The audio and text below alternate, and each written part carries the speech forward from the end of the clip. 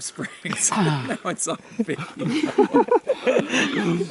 Pressure's on. All right, well, am I gonna be able to? You can't post this, by the way, because it'll ruin if anyone Okay. sees it. Yeah, if I anyone gotta sees take my it. jacket off. 'cause It'll be clenching the end of the is- trail. That's right, yeah. Oh. I did the trail, you can post it. All right, back in 1984, I was working on my PhD in Stanford, and I had a couple of colleagues that were working with me. One of them was named John Oppenheimer, who was the nephew of Robert Oppenheimer. And the other one was a guy by the name of Kenny Evans, and his dad was some mucky-muck in the Atomic Energy Commission back then. So we all had a focus on atomic research with the idea that we could slow down the fission process in atomic energy, and by doing so we could make the cooling towers smaller to generate more heat, and by making the cooling towers smaller we could save companies money by they would have to buy less land to build their plants, less concrete. It would just make it much more efficient. And nuclear energy was on the uprise, and it was looking like everyone would have it all over the world. So we thought, yeah, this is cutting edge. And so we worked on our PhDs sort of separately. We all had different takes on what we were researching. So during the day we'd teach our classes at Stanford, and then we'd work on our PhD stuff. And then at night, Oppie came up with this idea that he could figure out. He was brilliant. I mean, he was the smartest guy I've ever met, and he came up with this formula and this whole idea that he can slow down the process and this is going to work. And he ran all the calculations. So we started following his lead, and so every night we would work on this project. So we do our PhD work and teach our classes during the day, and at night we'd be in the lab. We all had keys to the lab there at Stanford, and they had some of the best equipment in the country. So we worked on this day after day after day, obsessed with the idea that we're going to be famous and we're going to, crack this thing, and we're going to make millions of dollars and retire and blah blah blah blah blah. So we worked on this thing for 18 months, and we went at it every night except this is in 1984. We took Thanksgiving Day off and Christmas Day off.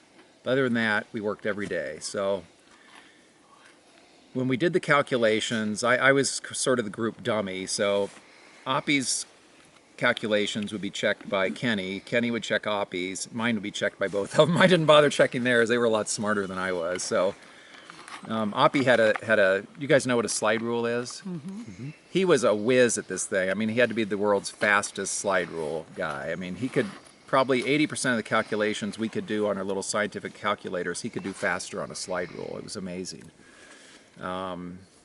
So we get everything done. We've double, triple checked all the calculations. We've built our little sample. So we picked Halloween night, 1985, to try the experiment. So we're going to actually run it. So we go into the lab at 11 o'clock that night, and we put on our radiation suits. We get the experiment set up, and we're all behind the 3-foot thick glass that's protecting us from the experiment. And I'm over on the right, and I'm the guy that's writing down the numbers, the dumb job. Oppie's in the middle, he's controlling the experiment, and Kenny's over on the left, and he's got the monitors, and he's reading off the data as it's going, and I'm writing it down. We're tracking everything. So we started up right at 11, right on time, and for 15 minutes, this thing is just chugging along just perfectly. All the numbers, the heat output, everything is just exactly like it should be. And we get to the 30-minute mark, which we thought was the critical time. If we could get it through 30 minutes, it was golden. Got through 30 minutes, we high-five each other, we're like super excited. We go back to our stations, and like 2 minutes later, kaboom, the lab blows up.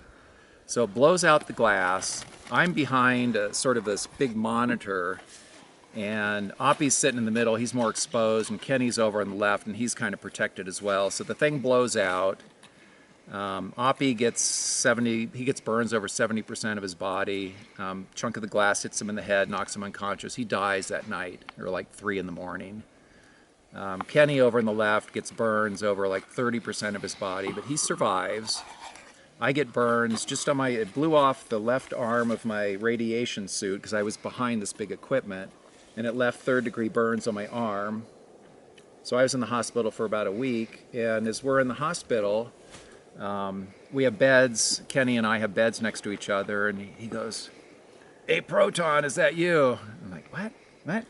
He goes, "Oh, I'm going to start calling you Proton." And I said, "Okay, I'll call you Electron," and that's how I got the name. We both got kicked out of Stanford. They tried to press charges for trespass. I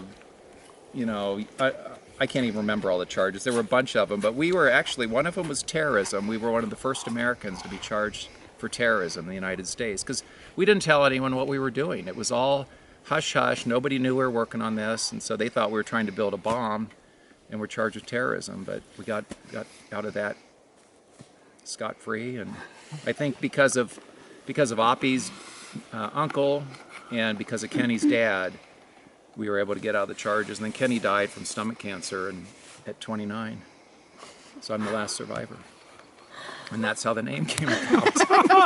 Yeah, that's really good.